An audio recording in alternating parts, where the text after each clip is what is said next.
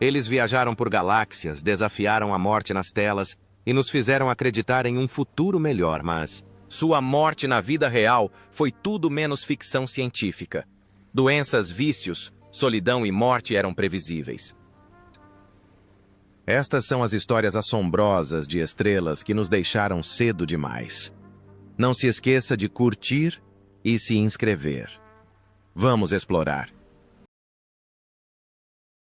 Leonard Nimoy como Spock. Leonard Nimoy tinha 35 anos quando interpretou o Sr. Spock na primeira série de Star Trek estoico. Lógico e hiperativo, Spock se tornou um fenômeno cultural, mas por trás de sua fachada contida, Leonard Nimoy estava lentamente se desintegrando. Nascido em 26 de março de 1931, em Boston, Massachusetts, Nimoy lutou para escapar da pobreza trabalhando em bicos e buscando pequenos papéis como ator, mas nenhum deles o preparou para o declínio silencioso que se seguiu ao sucesso de Spock.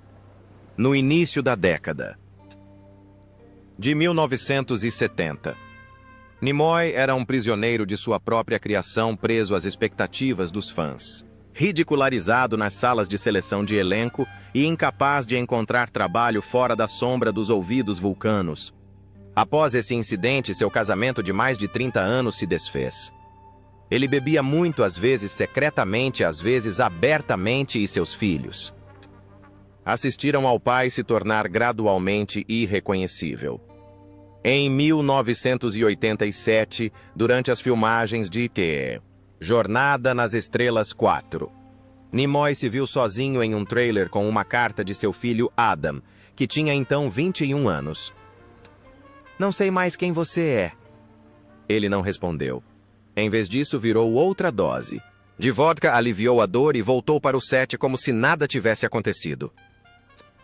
Naquela noite, ele desmaiou, sem hospitalização, sem acompanhamento. Apenas uma recuperação tranquila e amarga. E um telefonema na manhã seguinte. Ele finalmente parou de beber na década de 1990, mas o estrago já estava feito. Seus pulmões estavam danificados. Seus relacionamentos familiares estavam rompidos. Mais tarde, em entrevistas, ele admitiu não se lembrar de toda a vida dos filhos. "Eu estava lá, mas não estava com eles", disse ele. Leonard Nimoy faleceu em 27 de fevereiro de 2015 aos 83 anos, vítima de doença pulmonar obstrutiva crônica em estágio terminal, resultado de décadas de tabagismo inveterado durante os anos que ele mais queria esquecer. Na época de sua morte, seu patrimônio líquido era estimado em US 45 milhões, mas todo o dinheiro e a fama não compensaram as longas noites de saudade ou o filho que ele quase perdeu. DeForest Kelley, como Dr. Leonard McCoy.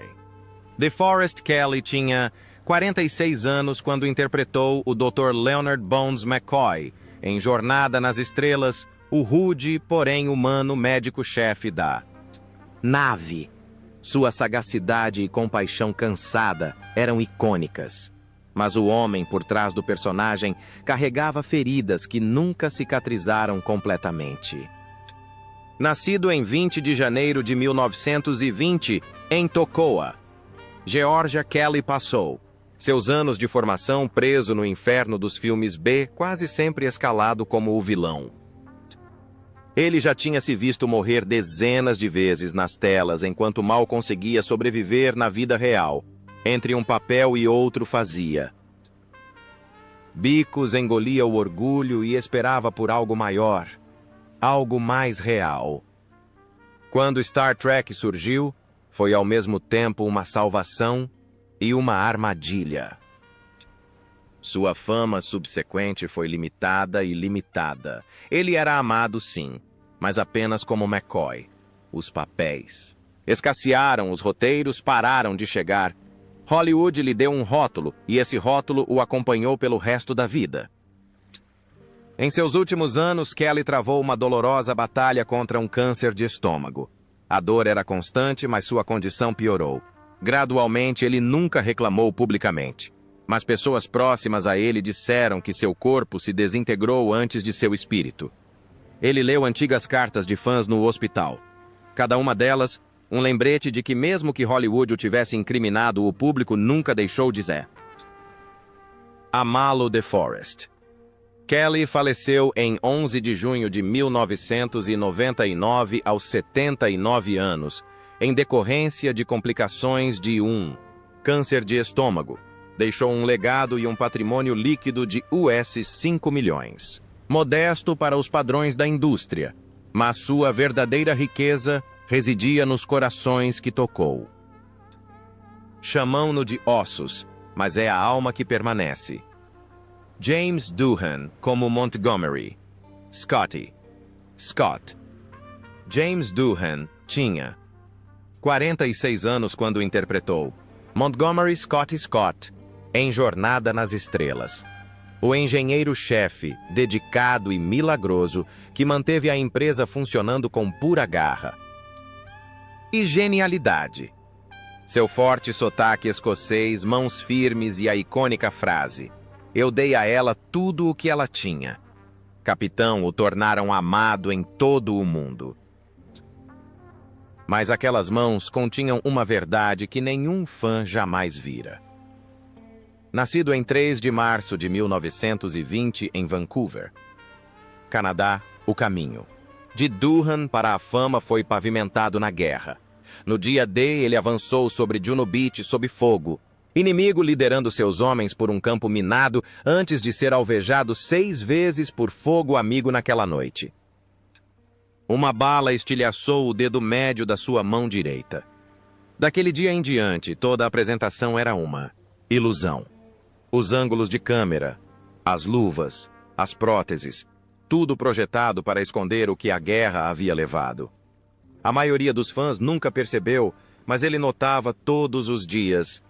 O trauma físico foi só o começo por trás de sua postura calma na tela, Doohan lutava contra pesadelos do pós-guerra que nunca desapareciam.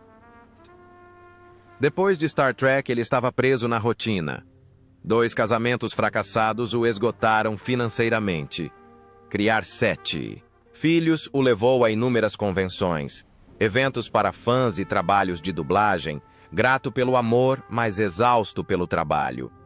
No final, foi o Alzheimer que mais lhe custou a vida. Aos poucos, o engenheiro da Enterprise perdeu o contato com sua nave e seus programas e sua tripulação. Houve momentos tranquilos em que ele não reconheceu velhos amigos e momentos dolorosos em que não se reconheceu. James Doohan faleceu em 20 de julho de 2005 aos 85 anos em decorrência de complicações de pneumonia e Alzheimer suas. Cinzas foram parcialmente lançadas ao espaço em 2008, marcando a última viagem interestelar que ele sonhava em fazer. Na época de sua morte, seu patrimônio líquido era de US$ 7 milhões, mas nenhum número pode medir sua coragem ou seu legado.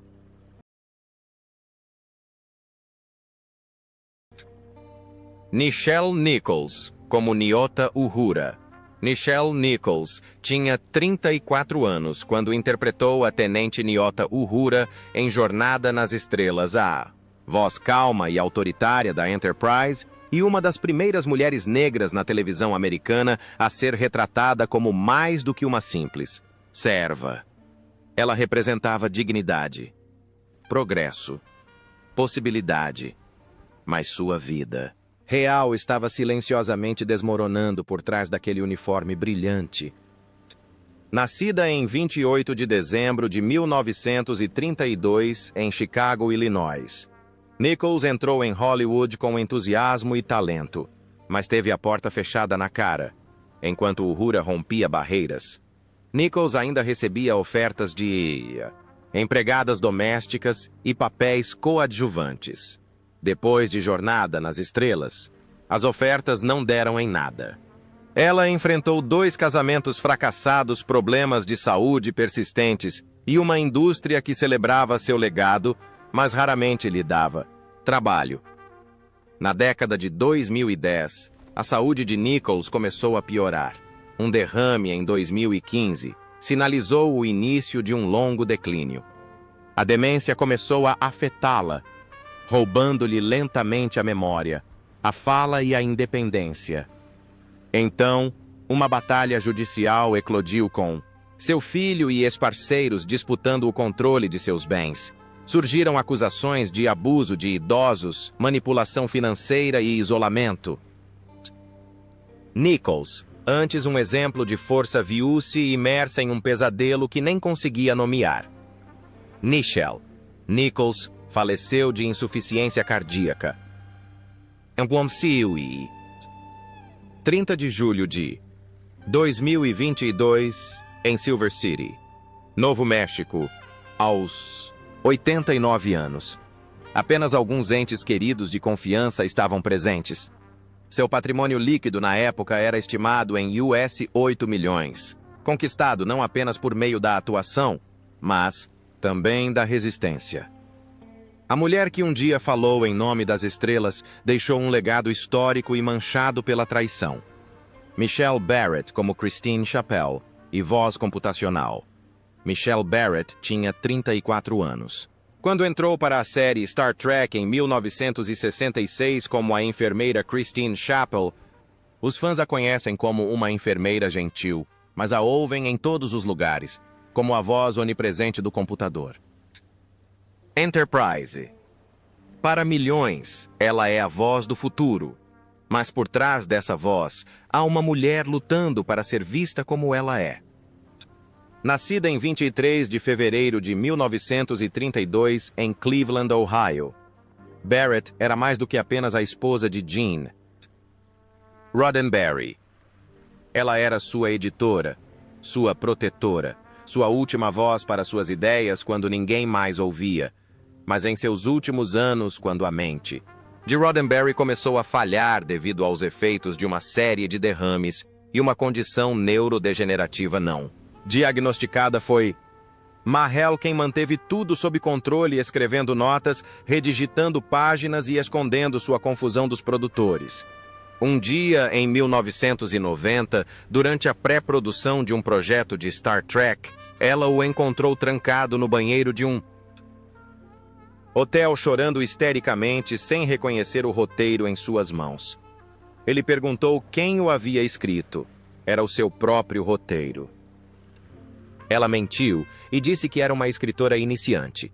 Ele sorriu e disse, muito bem, daquele momento em diante.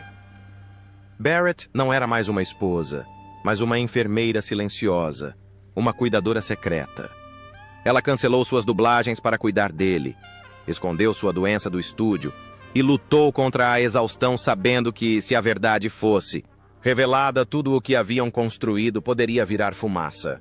Hollywood não quer que seus visionários morram, quer que eles sejam grandes. Quando ele morreu em 1991, ela não lamentou publicamente sua morte, retornou ao trabalho imediatamente, mas a essa altura sua saúde já havia se deteriorado com fadiga frequente e ossos quebradiços que mais tarde foram diagnosticados como sintomas precoces de leucemia. Ela nunca falou da noite em que encontrou Gene inconsciente na cama, nem de limpar o sangue do travesseiro antes de ligar para o 190. Essas lembranças permaneceram com ela mesmo quando seu corpo começou a decair. Mahel Barrett morreu em 18 de dezembro de 2008, aos 76 anos, após uma batalha silenciosa contra a leucemia. Suas cinzas foram enviadas ao espaço junto com Gene, como ela havia prometido a ele anos antes. Na época de sua morte, seu patrimônio líquido era estimado em US 10 milhões, acumulado ao longo de décadas de trabalho, lealdade e sacrifício que poucos realmente testemunharam. William Shatner, como Capitão James T. Kirk. William Shatner tinha 35 anos quando se tornou Capitão James T. Kirk em Jornada nas Estrelas, ousado determinado o rosto de uma nova terra. Mas décadas depois, não foi a Enterprise que quase o derrubou. Foi nessa noite que ele encontrou sua esposa Noreen Kidd, sem vida no fundo da piscina com o corpo ainda quente e sua aliança de casamento, brilhando à luz da varanda, como se implorasse para que ele quebrasse o momento. Nascido em 22 de março de 1931, em Montreal, Canadá, Shatner ascendeu ao estrelato com garra, charme e uma vontade implacável de destruir casamentos, amizades e silêncios. Casou-se com Noreen em 1997, apesar dos avisos de amigos sobre sua luta contra o vício. Mesmo assim, ele a amava apaixonadamente, talvez de forma imprudente, mas naquela noite de verão de 1990, 9, tudo desmoronou, voltando para a casa de uma exposição de cavalos.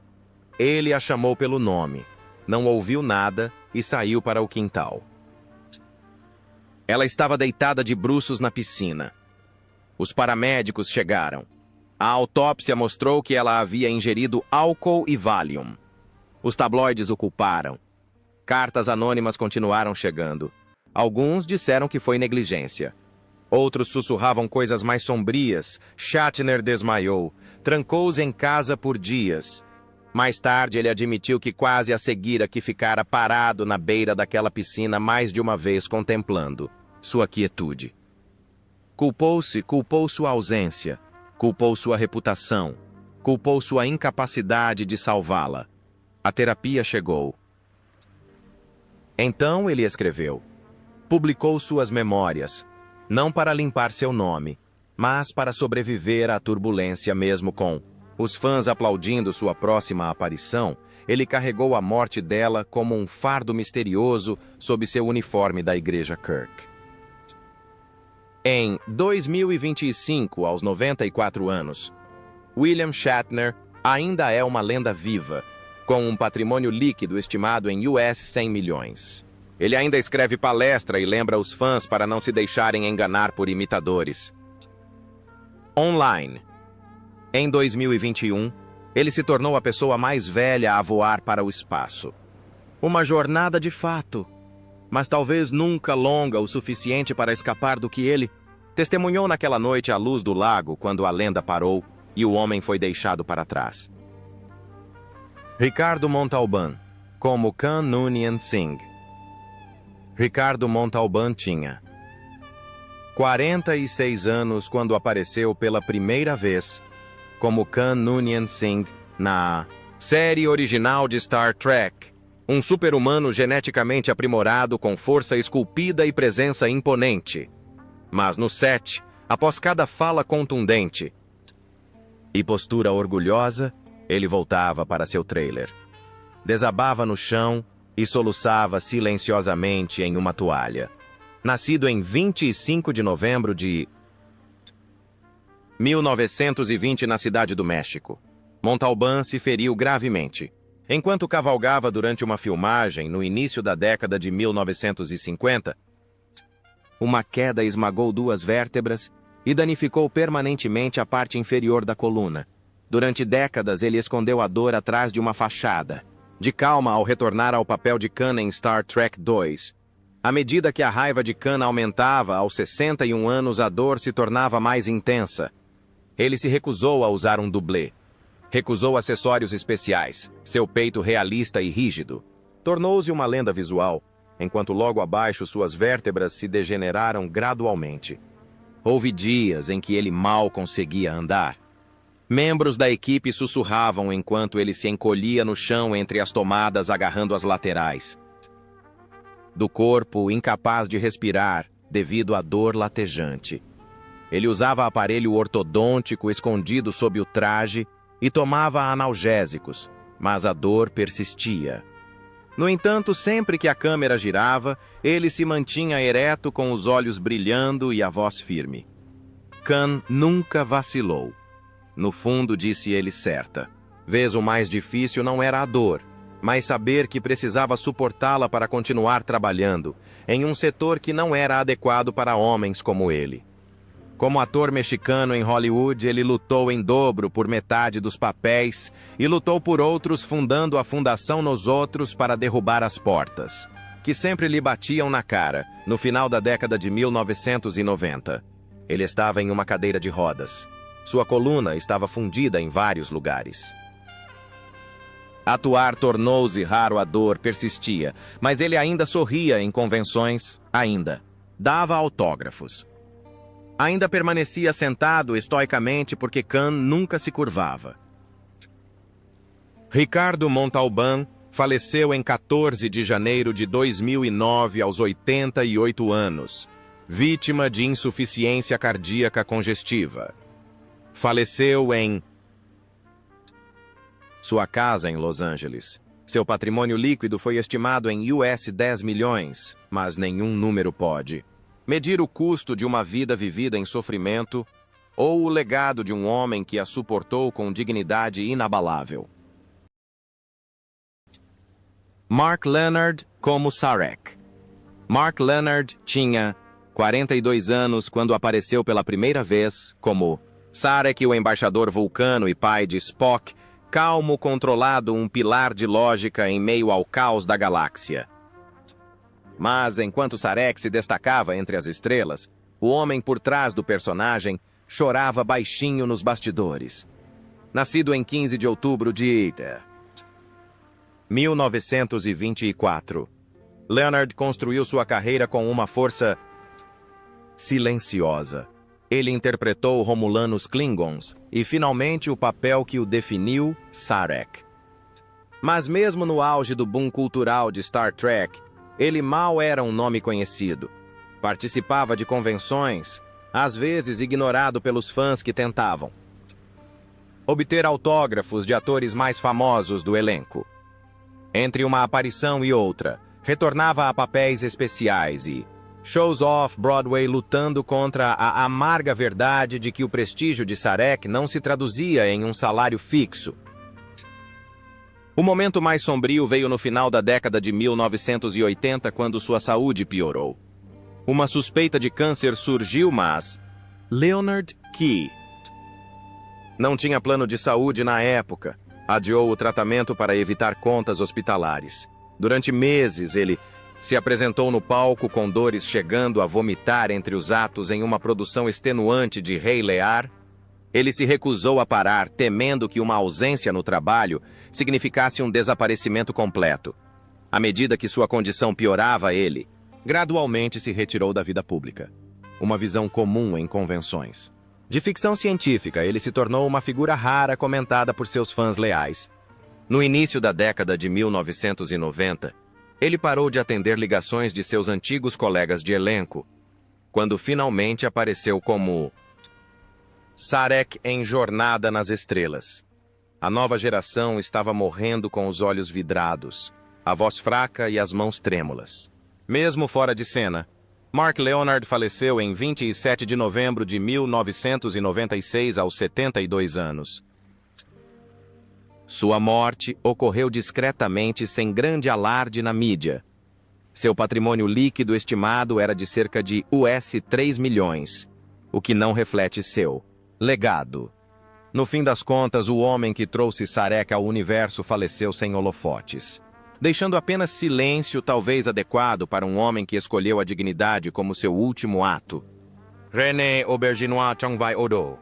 René Auberginois tinha 52 anos quando entrou para a série Star Trek Deep Space Nine em 1993, interpretando Odo, um metamorfo que ansiava por compreender a humanidade, mas nunca se sentiria verdadeiramente parte dela. Por baixo de sua casca de borracha e solidão, René dedicou décadas de dor silenciosa ao papel. Nascido em 1º de junho de 1940 na cidade de Nova York, René passou a vida buscando significado por meio da arte. Era disciplinado, reservado e nunca exagerava. Mas durante meses ignorou os sinais de falta de ar e chiado no peito que atribuía à idade. Naquela manhã no jardim, ele estendeu a mão para pegar a pá, mas caiu de joelhos com a visão turva e as costelas doendo. Quando olhou para baixo, suas mãos estavam vermelhas.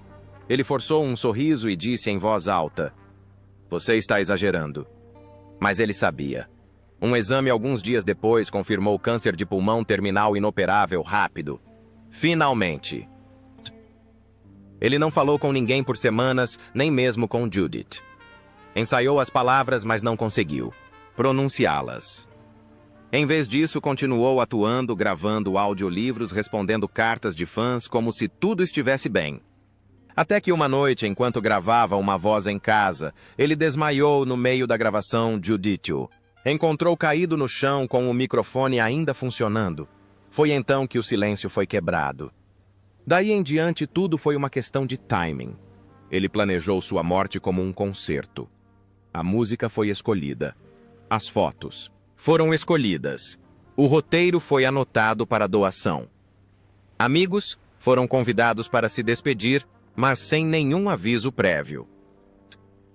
Ele não queria piedade, só queria presentes.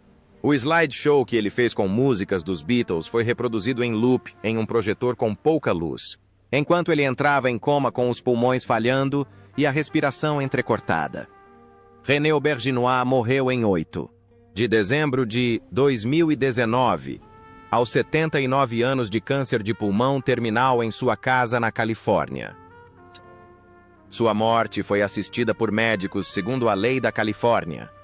Seu patrimônio líquido na época era estimado em US 5 milhões, mas nada que ele possuía era mais significativo do que a dignidade que ele recuperou em uma única cena que ninguém mais poderia ter escrito para ele. Aaron Eisenberg como Nog. Aaron Eisenberg tinha apenas 24 anos quando assumiu o papel de Nog em Star Trek Deep Space Nine, um ferengue desafiador e de fala mansa que se tornaria um dos personagens mais heróicos da série. Mas o jovem ator por trás da máscara vivia com o tempo contado com o coração e os rins em falência. Nascido em 6 de janeiro de 1969, em Hollywood, Califórnia. Aaron nasceu com um rim mal formado. Sua adolescência não foi passada em tapetes vermelhos, mas em clínicas de diálise e leitos de hospital. Aos 14 anos, ele passou pelo seu primeiro transplante de rim em 2000, que 15 décadas depois, o rim morreu. Ele não tinha condições de pagar por outro transplante. Em desespero, ele criou uma página no GoFundMe. O homem que antes vagava pelos corredores da frota estelar, agora esperava ao lado do telefone por ligações de doadores não atendidas conectado a máquinas vivendo minuto a minuto. Certa noite, poucos meses antes de seu segundo transplante, ele desmaiou no banheiro. Sozinho. Ofegante, ele caminhou até o telefone e ligou para a noiva sussurrando: "Não sei se vou conseguir." Ela chegou antes da ambulância. Foi naquele momento exausto e ofegante no chão de ladrilhos que Aaron percebeu que seu corpo jamais o perdoaria por ter sobrevivido tanto tempo. O transplante chegou, mas era tarde demais para reparar os danos causados ao longo dos anos. Seu coração já sobrecarregado começou a falhar. Mesmo assim, ele apareceu em podcasts, convenções e encontros de fãs, contando piadas apesar da dor. Ele nunca contou à maioria das pessoas o quão ruim as coisas estavam. Aaron Eisenberg morreu de insuficiência cardíaca em 21 de setembro. De 2019 aos 50 anos, seu patrimônio líquido era de apenas US 1 milhão. Mas seu valor para a comunidade de Star Trek era imensurável. Para os fãs, ele é mais do que Nog. Ele é a prova de que até os menores personagens da tela podem encarar as batalhas mais difíceis e ainda sorrir.